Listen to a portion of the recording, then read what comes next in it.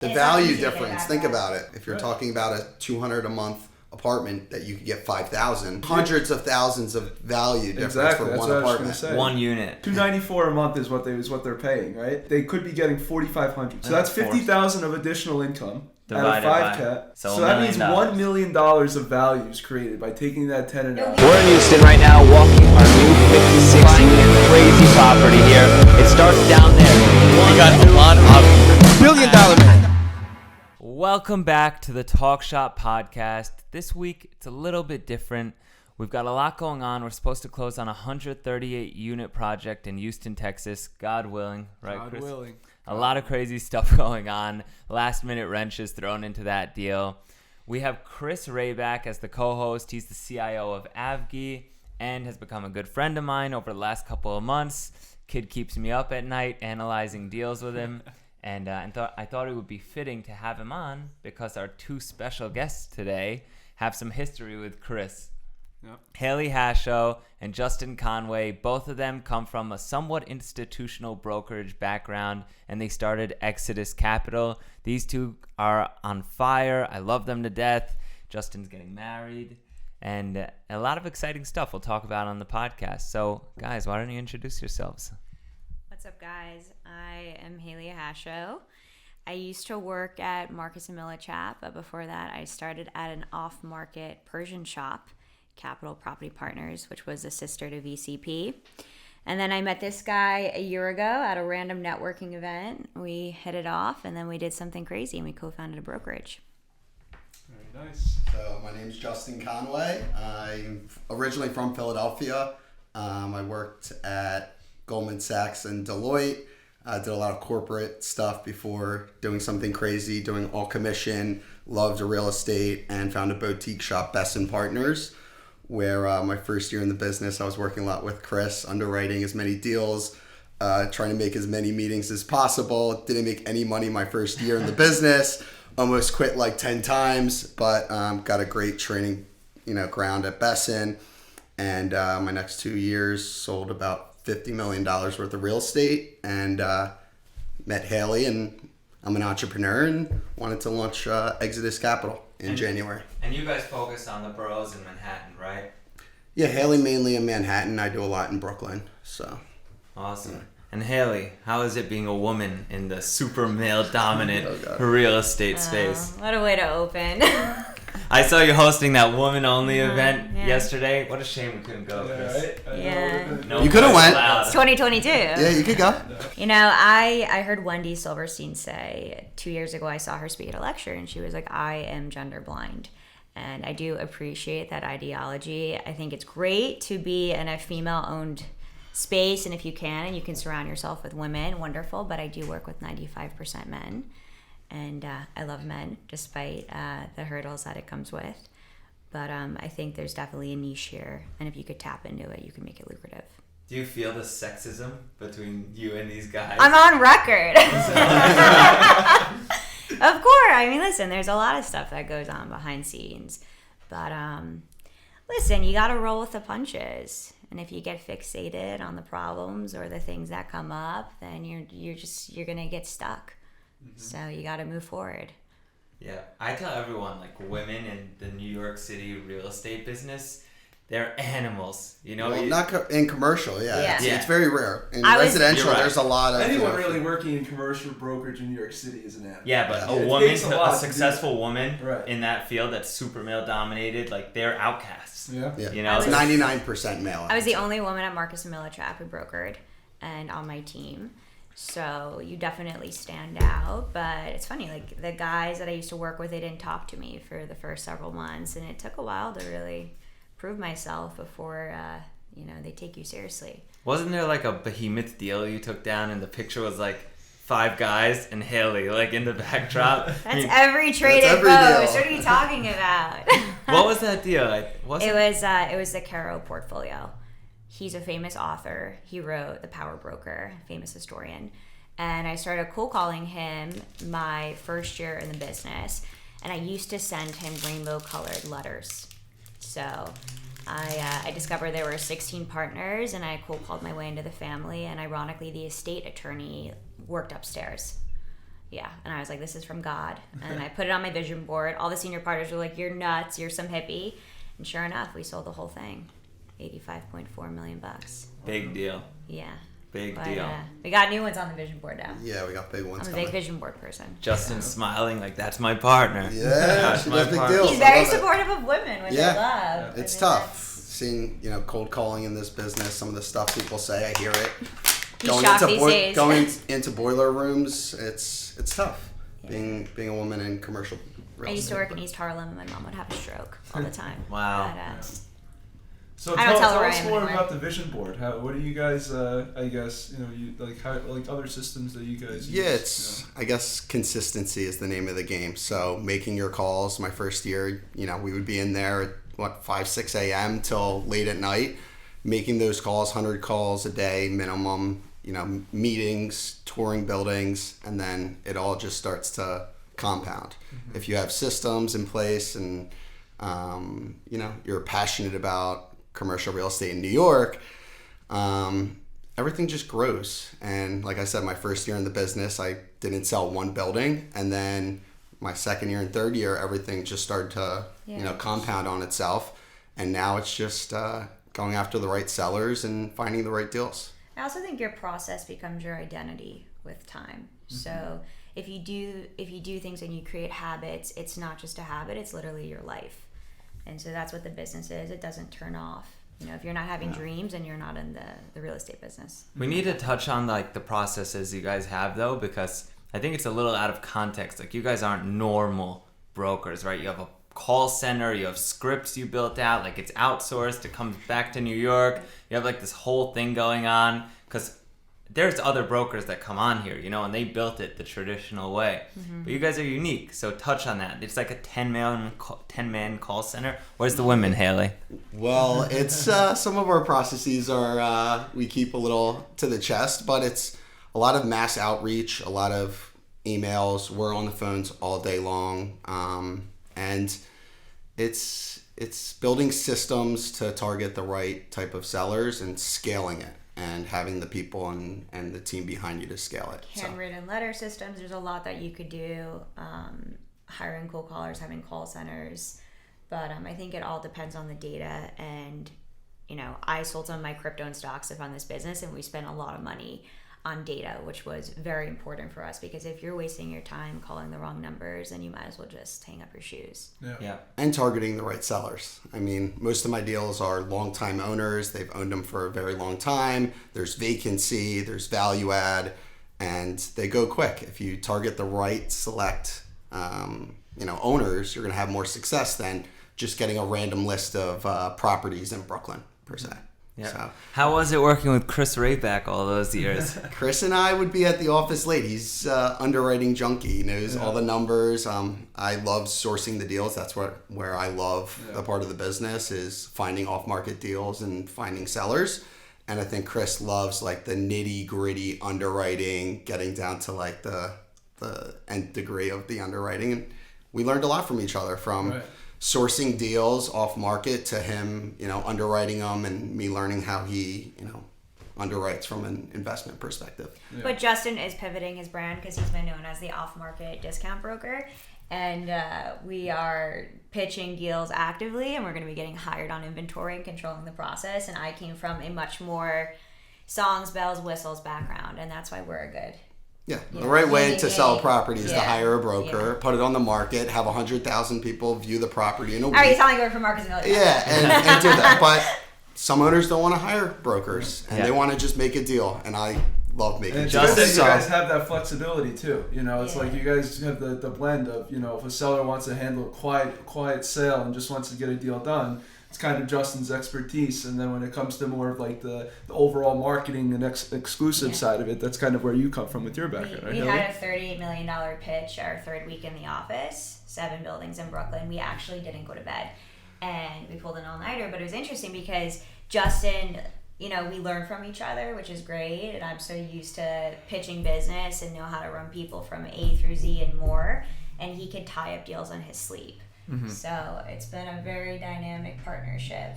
What do you think makes those superstar brokers in the city landscape, in the commercial space?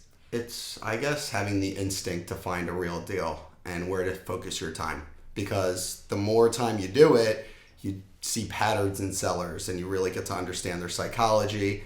And the top brokers know where to focus their time and the right sellers to go after. We work on all commission. So if you're not making deals happen, there's only so much time you could do this business before, you're out. I think that was the first answer I've gotten like that yet from a broker. Yeah, knowing what's a real deal. Yeah, that was a good answer.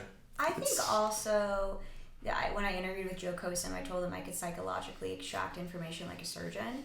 And I think extracting information from owners makes you an outlier of a broker. Doing all the diligence up front. But knowing also, why are they selling? Like, brokers work on their agendas. You need to work on the seller's agenda and get in the seller's psyche. Because that's what's going to create you to actually do the deal. And I think a lot of brokers are not gut-based and they're not intuitive. And we always say that we're very intuitive and people lack emotional intelligence in this business.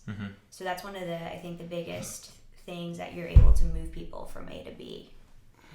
Interesting. Yeah. Why do most people sell as deals? Well, it's interesting. It's funny too because death, divorce, and debt, right? Yeah. So you Whatever see those, are, you should probably. It's funny move too quickly. because when we started working with you guys, and we were telling you about some of the deals that we get under contract. We get easily 100 deals a day that we have to sift through and more. and underwrite. Yeah, probably more. Way but more than that, and because of that, we only have so much time that we can spend on each deal and knowing what's a good deal and what's not a good deal. And so I remember when we first talked to you, you were talking about the deals you had under contract. You're like, how are we getting deals under contract at these prices? It's insane. So. Tell us a little more, I guess, about, Justin, for you, the way that you kind of speak to sellers. How do you get them down in price to make it more of a realistic, transaction where you'll get a buyer that's willing to close? Well, it's all about the motivation, right? So it's the first question I normally ask is, why do you want to sell? So if someone wants to retire and they mismanage the property, eventually it's probably going to trade. Whereas if they just bought it, they're trying to get a price and they tell you something unrealistic, I don't really spend my time there. So I'm constantly filtering through so many different owners, meeting so many different sellers that you just boil it down to, why are they selling?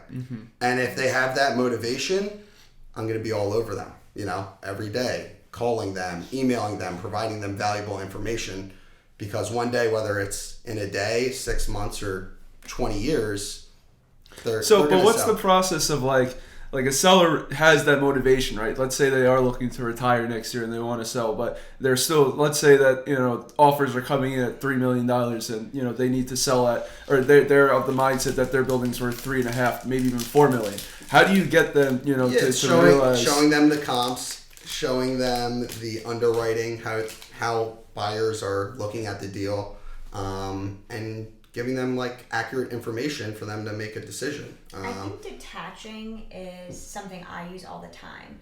It's like dating. You could chase somebody, you can chase somebody, and you actually see if they're real when you pull away. So my biggest philosophy is I detach. Really? And sometimes I'll go dark. Because then you really test somebody's motivation, right? And you see if they're real. Or maybe you should sell in 3 years. Reverse psychology, the whole conversation. Or put it on the market if it's an off-market deal and you're $300,000 away, like you're saying, $500,000. Put it on the market. Try and find someone that's like a unicorn buyer, not familiar with the underwriting. You guys come in with buyers, so it's a little different. You're like, hey, I have a buyer. This is their price. Let's do the deal. Yeah. So it's not like you're testing out like the Marcus and Millichap way, right? So when you detach, it's like, hey, I came to you with someone real. That might not be here anymore. So I get that psychology. Yeah, and that's part of it. Again, it's not the only way we approach prospecting at all. It's not all off market, right? But I think there's a hybrid model for sure. So you guys started Exodus. We did. Before that, you were at Marcus and Millichap. Before that, you were at Besson. Yep.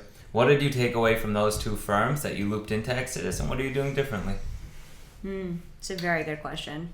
I would say it's the combination of, at Besson, I learned a lot. I did a lot of deals. I think the best learning you could do is doing transactions and actually working through deals. But we're building a brand. We're, like she said, we're getting hired on potentially a $38 million portfolio we're going to be bringing to market. And we want to get exclusives and represent owners and do it the right way to run a competitive bidding process and get them, the highest pricing. Yeah. So the things we're doing differently, I would say our technology is superior, our data is amazing, and we're really targeting select owners that we believe are going to be, good prospects to represent. I think I worked on one of the top investment sales teams in the city, actually, under Peter Bondary and COSUM. So I had such a large exposure from the top private families to institutional capital. So I think whereas Justin did it more deals in a way with the same groups, I had a lot more exposure in terms of buyers.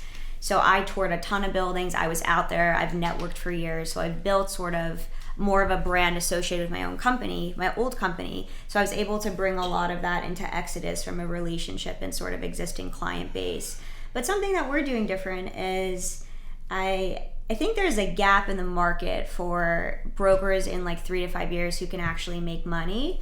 And we want to build some type of a structure for incentive to bring on like lean, mean hustlers in the business. I mean, we always talk about Davion Holdings, and they're some of the sharpest guys that have really, Davion, Sean Lefkowitz, David Loy, they used to work at Marcus. And so they've really built a brand, and there's only 2 of them, but they've taken a large amount of market share. They've done what, like close to $500 million? Yeah, they've done a lot. Right? I don't know them. So, yeah. They're pretty active in Brooklyn, They're buying a lot of like incredibly active. mixed use. Yep. Yeah, so we want to build a team and an environment where people can really make money. So you want to stay lean. You want like a small shop, really doing volume, keeping overhead low type of thing. Yeah, we don't want to train anybody right now. We want to bring on people that are seasoned in that 3 to 5 year space. And like Ben Normatov. Ben, yeah. How are you guys going to get Ben? When are we going to get Ben? Yeah, That's the question. Yeah. I would love to have Ben. We talk about it a lot. I love that guy. He's a hustler. He really That's the exact type of broker we're looking for. Can you tag Ben in this? Yeah. Young, hungry, on the phones all day long, and just love doing deals. He's a psycho, and we love psychos. Yeah, we love like psychos. Justin and I are psychotic. Yeah. People used to think I was nuts at Marcus, and I was like, "Oh, you can't be vanilla cupcake." So we are not a vanilla cupcake brokerage. No. That's going to be our slogan if it was allowed. I love that. We'll have an NFT cupcake on Twitter. Yeah. No vanilla deals, no vanilla women. That's the goal. Amen to that. I love Ben. That kid shows us buildings once in a while. He brings deals. I mean, I can't believe it. He brings real deals regularly. I just don't know the shop he's at. I think they're all nice people. He highly respects them, obviously. Otherwise, he would have left already. Of course. But I don't know. The kid he brings real deals. He's got a good touch on the market. And he's personable. Like a lot of brokers don't have humor. Like they don't have that swagger. And he's got it. Mm-hmm. Yeah. Like if you could sell, you can sell. Like you can't train somebody to sell. No. At least I believe that. Yeah. No, that's a good. That's right. So why did you guys leave Marcus and Besson? Let's get into the real details. What people want to know. You're a habitual line pusher. Being an entrepreneur and wanting to grow a brand. That's a bullshit answer, Justin. No, that's a bullshit answer. No, because you want to grow, you want to build something that you're growing every day. You want a baby. You want to grow something on your own. You don't want to build someone else's dream.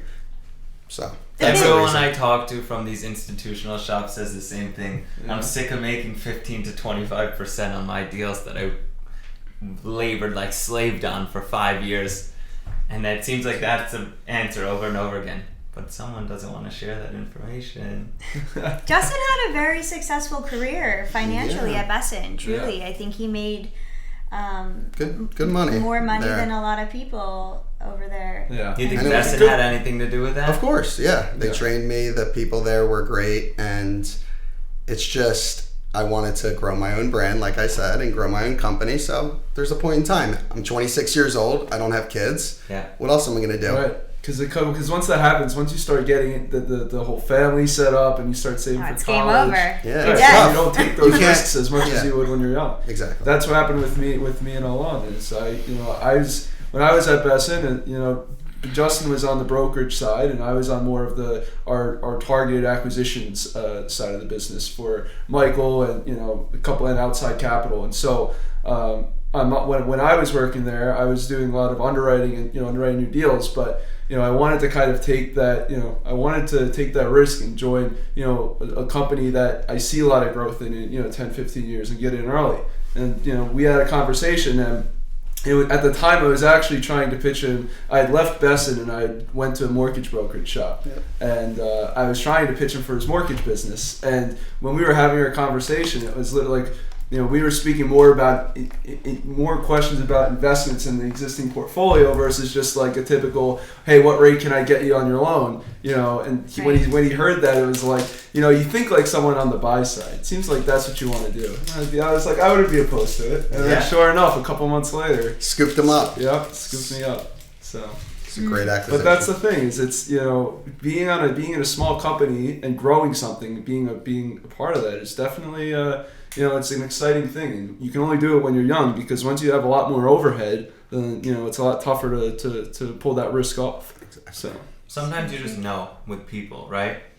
Oh, I knew for sure. I think when we met, we knew, and I think when, like, I'm a religious person, like, when God places an opportunity in front of your life and it's special and it's unmatched and you need to go and do it. Mm-hmm. And a lot of people are scared, but what is the worst that's going to happen? Yeah, you need to be intuitive. Like you said. We named our whole, our pitch actually is called the intuitive approach. Oh, I love that. And it's like a 4 or 5 step process, and it's, I would say, the main principles of our why they should hire us. Yeah, why they should hire us. And a lot of that is we are intuitive people. And I think that's very important. And like you said about Wendy, she said she's like gender blind. Gender blind. Yes. I'm age blind. When he told me he was 23, I'm like, I don't care. It's funny because a lot of the people we tour buildings with are in their 20s, 30s. They're buying buildings, and the owners will be like, who is this guy? Who is this young guy showing up? I'm like, oh, he owns about 40, 45 buildings. Here's his real estate, and he's one of the most active syndicators in New York. Yeah. And they just can't believe it. And that's where we have a competitive advantage. A lot of the guys that are buying buildings are in their 20s and 30s. Yeah. So that's a pivot, though, because in COVID, you had only the private families who were really bidding on assets. And that's because I think a lot of the young syndicators were scared and rents were so depressed. But now there's been such a pivot, and it's all the young syndicators. So when we left our firms, we were like, who's actually in the market? And it's like the guys who are following us on Instagram. Like, that's who's doing deals. Yeah, wow. So what a different world from like the Long Island, St. Louis, Houston space that we're in. Like they're dealing with like super sophisticated young syndicators that are all over social media, and it's cool. They awesome. are. Yeah. You follow them, you get a meeting with them, and it's all through Instagram. It's crazy. A lot of it. I mean, granted, you still have like the major like guys that are buying and that are private families, but you're definitely see these guys because it's not their own money that they could just be at least like 10-11% above market. Yeah. That's why they get so aggressive. It's not their money. Yeah. A lot of times. So, they get fees. So do as many deals as possible. Why not? Yeah, I think now's the time to like relax on that. And whoever's driving hard on just not being conservative right now, it might be in a very bad place in a couple of years. We'll see who survives. And that's what all the old timers say about them. They like laugh and they're like, how are they ever gonna like deliver this exit plan and sell? Yeah, exactly. I'm like, I don't care. Like, buy the building.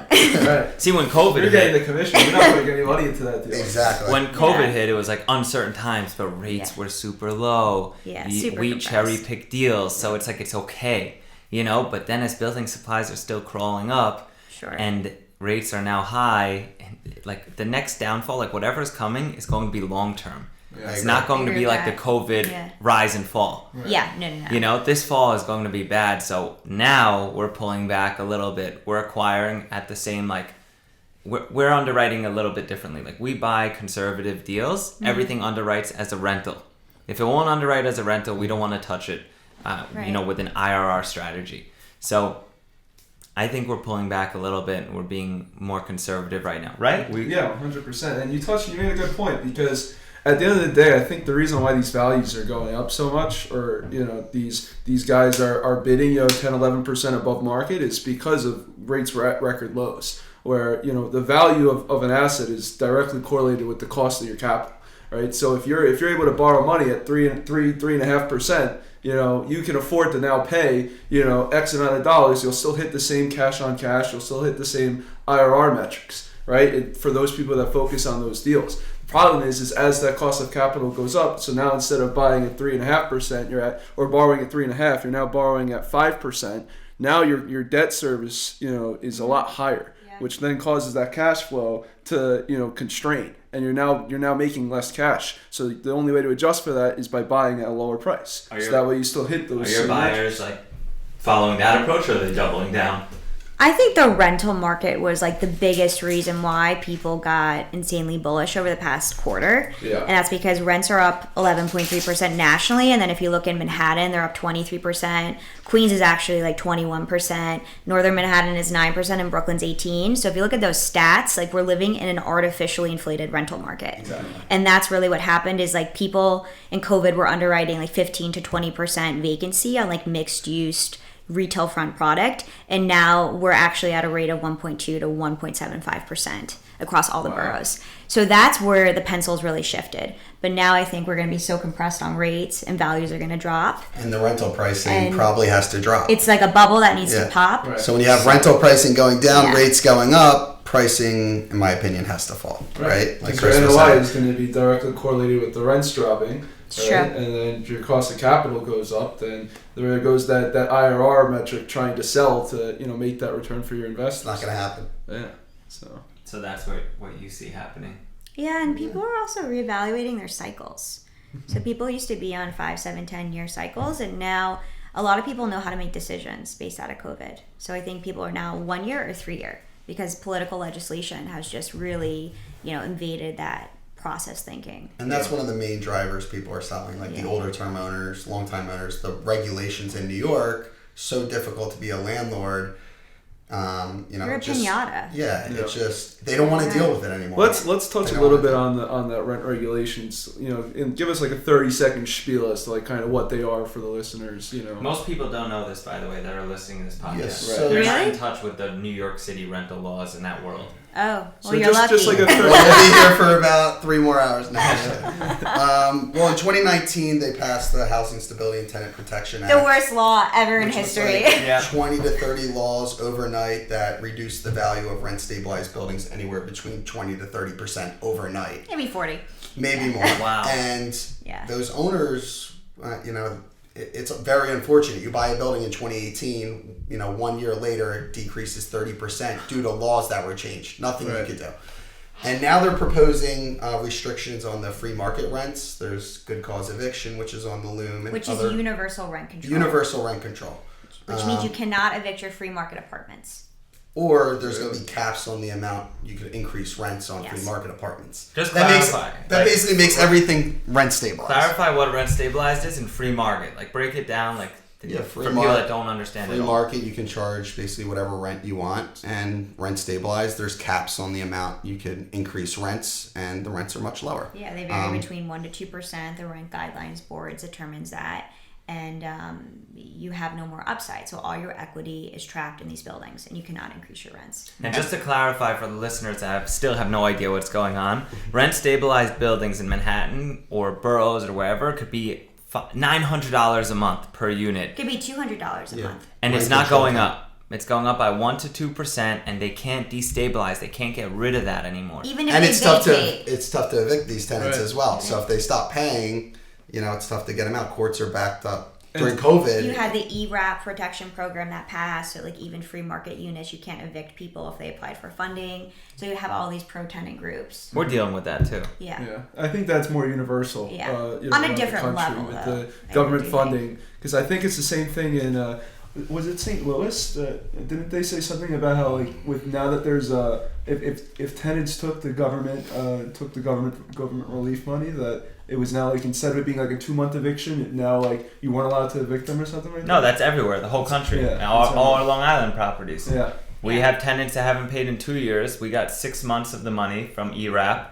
And they're like, nope, you're locked in for a year now. But it's not true. You just have to reopen the eviction. Yeah. It's going to take you a year. Yeah, just because of how backed up the courts are. And because of those 2019 laws that they just touched on, Yeah. It didn't just impact rent stabilized and free market. It impacted everything. Because then in New York, now instead of going to court by yourself, you need to have legal representation. Sure. So mom and pop landlords can't go to court on their own anymore. So now you have to give a 1, 2, or 3 month notice. You guys know this. Yeah. Of course. So now if the tenant's been there for 2 years, 2 month notice. 3 years or more, 3 month notice. Suffolk County used to have 2 month evictions. Suffolk County, Long Island. We know that is. Yeah. Now it's Now, if a tenant's been there for over 3 years, it's a minimum. You would think it's a 5-month eviction, but now you have a lawyer that pencils it in. You could do an adjournment for a month. You have to give the 3-month notice. You still wait 2 months, and the sheriffs are backed up 3. We're at 8 months minimum.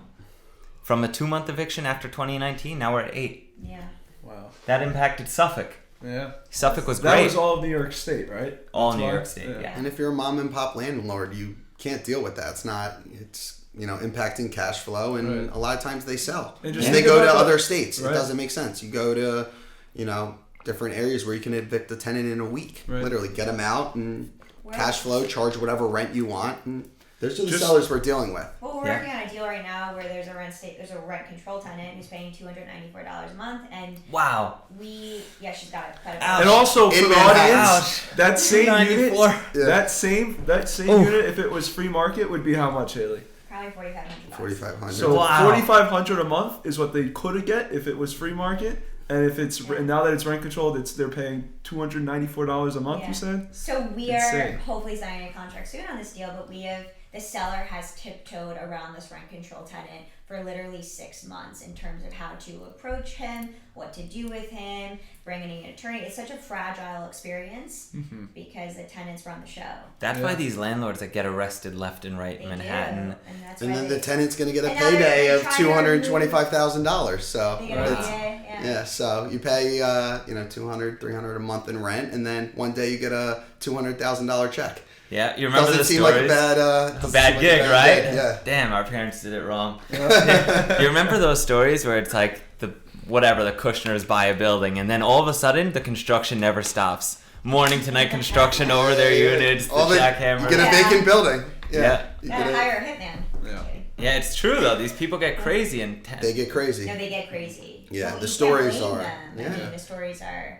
The value difference. Think about it.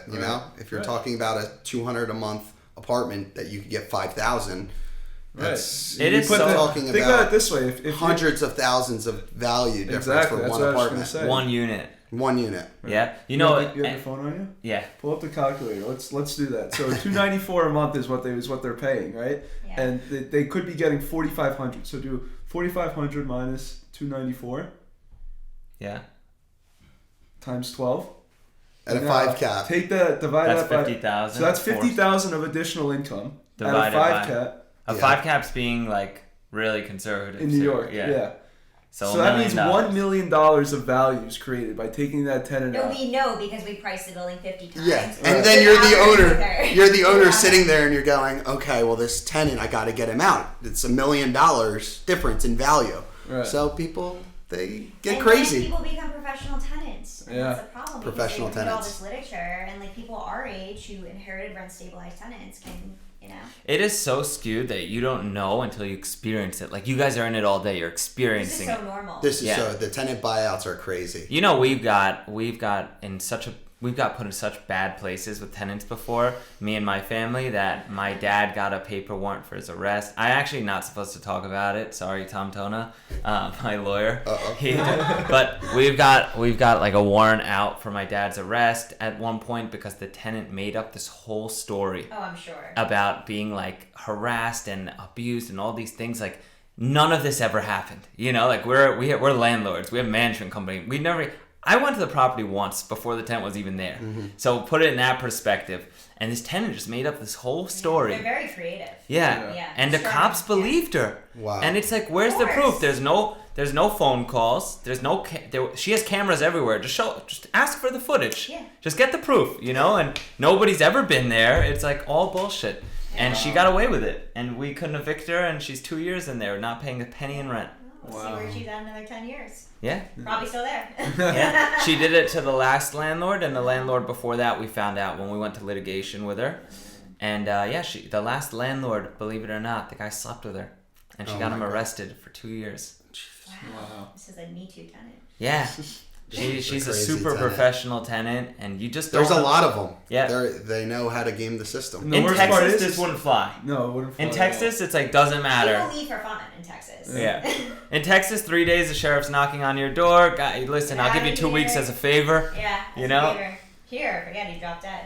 Yeah. Here it's years, potentially. Here, prison, years. You clock would be years to get a tenant out. It's a real shame though for all those mom and pop owners that really only have those 3 or 4 buildings in their name that have maybe call it 3 units each, right? And those are the landlords that are getting hit hard by these laws, because it's like now they have to come out of pocket to pay their mortgage. And they may not have that money. Right? Then you got Exodus Capital swooping in there, like, listen, I've got this fund, willing to buy you out at a 3 cap. Can we hire you? It's that Israeli mindset when it comes to negotiation. And they're not Israeli. We might they get aggressive. Yeah. Seriously. I this way. He definitely knows. We're sending you to Hebrew school, both of you. I'm fluent. No, I'm kidding. But that's where their opportunities lie. No, it is. 100%. People can't refi right now. Right. That's the problem. They can't refi, and then they have to sell. We're dealing with a building in Manhattan. The guy's trying to refi, he can't probably, and it's going to sell. So, God willing. Hopefully he can't refi. Come on. Rate spike. Yeah. So why are people buying so actively in like the city market? Do you ever talk to them? Like, why don't you go to Texas, Florida, whatever, the Midwest? A lot of them are diversified, but I think the guys that are buying they have long-term outlooks, and half those guys believe the pendulum is going to swing back and that the political nature is really going to pivot. So you speak to some of the biggest landlords in the city that own 5,000 rent stabilized units, and they're like, the courts are going to change in 20 years, and then my great grandchildren are going to inherit those. Makes sense. They're big already. But they're the people that can afford, to hold on to those properties. The bigger people, very little debt, all cash. You don't really see the syndicators buying a lot of heavily rent stabilized units, like right. in the Bronx. It's a business plan. It's a vacant building that they can turn around. Tax class 2A, 2B, 70% free market. You're not seeing a lot of those guys raise rent stabilized capital. I don't think, at least. Right. There's a couple, but not. They're not the usual. Well, this guy sells a sick rent stabilized building. Right? That was a sick units, deal. Yeah. It was, Longo, yeah. It was a crazy deal. It was going around for 10 years. Yeah, I met him, and that deal for my old team. Yeah. Wow. Every broker in the city was on the deal, and I just met him, got tacos with him with my buyer, and got a due diligence period in New York City, which is crazy, and tied up the deal. What did your buyer say about that? Was he surprised he was able to get that due diligence period? Yes, yeah, you never get due diligence periods for buildings in New York. Does he typically get them? Out of state he does, not in New York. Because you have a week or 2 weeks to do your due diligence, and then you got to put down your deposit. What type of commission was on that? That one was a big commission. It was a 6-figure plus commission. Nice, awesome. Yeah. Remember when you posted on your Instagram story that you would anyone that brings you 10 plus units on Long Island, you give them $100,000? Yeah. So is that still alive? What? Is that still the case? Yeah. Wow. Sure. Yeah, let me build a list. Yeah, you guys bring it. I'll give you $100,000. If you're taking market share from these Long Island brokers, I love it. Yeah, I'll do it on a handshake. That's why these brokers all trust us. Israeli hands. Yeah, I was born in England, so you got British hands here. That's my out clause. Sweet talker. No, but seriously, one guy, he got $140,000 on us. Another one made $160,000 on us. Remember? Yeah.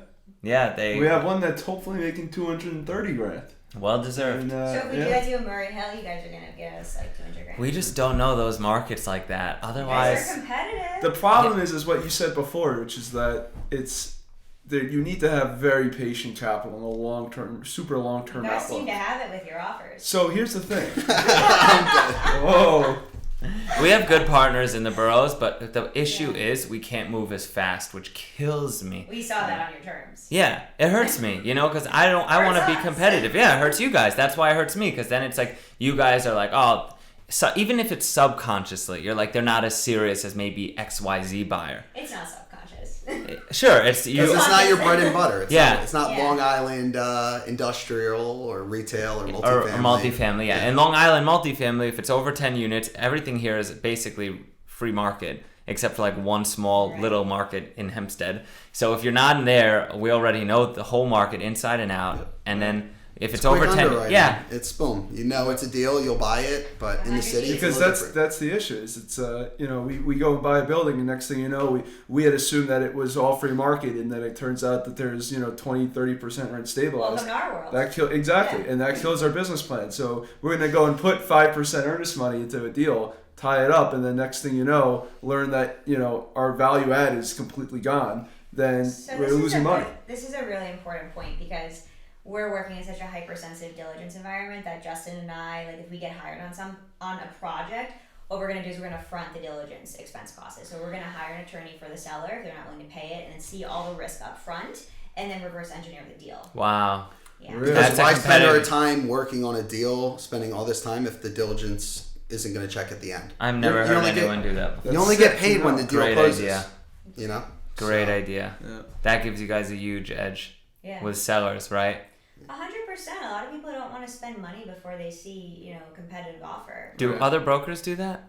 Not really. I know there are some that do it occasionally depending on the client. But if you're dealing with mom and pop, like 9 out of 10, you have a ton of skeletons in the closet. Yeah. You guys ever compete with Avison and Young? Of course, yeah. How are they? They're one of the top shops. They're incredible. Did you guys know they give a draw, a $60,000 draw to new hires, and then it gets replenished by commission? Oh, we didn't know that. We just lost a potential hire to them, like on those terms. Maybe I would have quit Exodus if I knew that. I mean, the split is 50-50, and then that waterfall type of thing, like Marcus and Millichap has, so it makes sense, Sure. where they make the money from, but that's like a nice risk. It's like it's $5,000 a security. month. It's security, that's what it is. They built a really strong team. Incredibly strong, and they're very unified. I know a lot of the young guys on the team, and they have incredible market share. So they only take sharks, is what you're saying? I don't know. Okay. Know some We of don't them. know. Yeah, we know some of them. Some of them, they're smart. They're very smart. Yes. And James Nelson has really built a strong brand, a podcast. Right. We actually were just listening to it in the car. Yeah. Really? We're listening to David Shorenstein. I see him on Oh, Instagram. Shorenstein. Yeah. Oh my God, I gotta Pedro. call him back. Good guy. He wanted to connect. Yeah, good Mine guy. on Long Island. Yeah, a lot in Long Island. Retail. Yeah. Don't you invest with him on It's a some good stuff? one. No, I never invested with him. You got it. He signed up to our investment portal. he You signed up to remember? our investor portal. I showed He you. signed up to our email campaign, didn't he? Yeah, he's out. He's Yeah, such a he's young, very sharp active, guy. yeah. All the guys he works with are great. He's partners with other guys on the island too. They're all great guys. Great guys. They're hungry. Hungry. Yeah. They're hungry. They're gritty. Part of that young syndicator crew. That And you they guys buy good mentioned. deals. Yeah. They see the thing. Their edge is like they have that Manhattan money. Like they tap into the Manhattan ultra. Equity. Well, they're tax class 2A, 2B, free market. Like that's what they. No, and Long Island. I'm saying, yeah. but I'm saying like they're From raising an money. equity perspective, from their an money comes from their people that are a lot more sure. flexible, right? Yeah, it's much harder when you don't have those networks. Sure. For us, Rayback brought more of that in the door.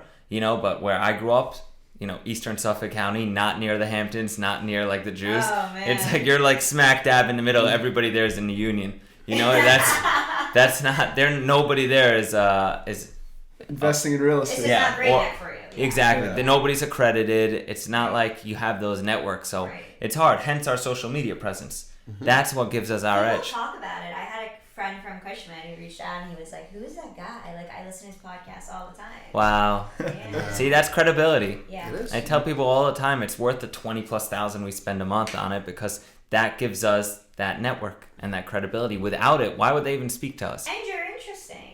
Oh. Women in real estate. What do you want? You want a listing? We want a listing. Sorry. Yeah, Yeah, so what are you selling? what are you going to hire us on? Huh? Yeah, I mentioned something to like Matt Klang. I'm like, maybe I'll sell this in Oh, Long Island. be careful. And he's like, now he's just nonstop. yeah, following us. analysis. I could get you this much more than everybody You're else. hiring Marcus and Millichap? If they're so loyal to me on Long Island, then So Cushman's expensive. not. Cushman at all is not, and it's pretty upsetting to me. Like I've known these guys for like 5 years, and I feel like I don't get much respect from them. But other than them, there's like a lot of small shops in Long Island that they know us as the go-to, and we buy everything they send us. They already know what we want, and we're just like rapid fire. Chiarmonte with Select, the handy pantry shopping center. The small brokers bring you the best deals because a lot of the larger shops, they're just getting listings and they want to put their properties out there. You want the off-market deals from like the smaller broker, brings you an opportunity, and Yeah. those are the best relationships a lot of Even times the for big you. brokers like Marcus, they just know we're real. They like us. They know we're like we're middle market, right? They're not bringing us the $60 million deals. Not yet. Not yet. Yeah, with time. There you go. They brought us a deal that we offered on $20 Oh, million. this is sore spot. Yeah. Really, really rough. And this would have been our biggest deal yet. We spent months working on it. Yeah. Everything was looking good. A lot of late nights underwriting that deal. 3 different scenarios of like what the model looks like without like a pilot, what the model looks like. So what happened? We get soft commitments. Everything's good. Chase, what happened? Yeah, they get undercut. Marcus gets undercut by another brokerage that cold called these sellers. And unfortunately, they brought somebody in that offered $2 million more than us. Right. But they got undercut. And it was like we were there. We were like 2 days like away from contracts. Yeah, we were literally getting the contract out through our attorney. And they got them. That's what happens with deals, though. You know how it works. Yeah. And they got them good because if you think about it, they brought in the right buyer at the end of the day. They undercut us because they took a city buyer that could get a higher yield in Long Island that doesn't know what they're buying. Right. And they're going to get fucked. Yeah. And pardon the French, but it's true. They're going to get hurt. We know this property better than they do, guaranteed. Yeah. And I grew up there. You can't beat that. You know. Yeah, they overpaid. Should be in your pitch book. Yeah, these are city people, and they overpaid. They were buying based off numbers, and they weren't thinking about what the overall market looks like for that specific thing. So The guy they said, "I can the get highest price gets the deal, though. right 100%. 100%." And It's a business. Yeah, and we wouldn't have been able to compete with them on their numbers. And if they didn't close yet, they're done with the rates. Yeah, They're in trouble. So we should follow up with them. Deals never die. Yeah, best then. that's our Deals never die. Keep motto. tracking. Deals are like cats. No deals they have ever 7 die. lives. Yeah. I thought it was 9 lives. It could be. Mine are 15 at this point. Anyway, what can we do together, guys? What's next for us? Got that $20 million equity check coming, potentially. That's a big one. Yeah, it's nice. That Could we be. have to do. We have to. Yeah. That's game changing for all of us. That'll be the huge deal we need. Yeah. $50 million plus deal we'll do together. Yeah. Industrial. Or we can just diversify that. into Yeah, 50 diversify. different deals. Portfolio, whatever Right. we're going to do. It's gotta But be something.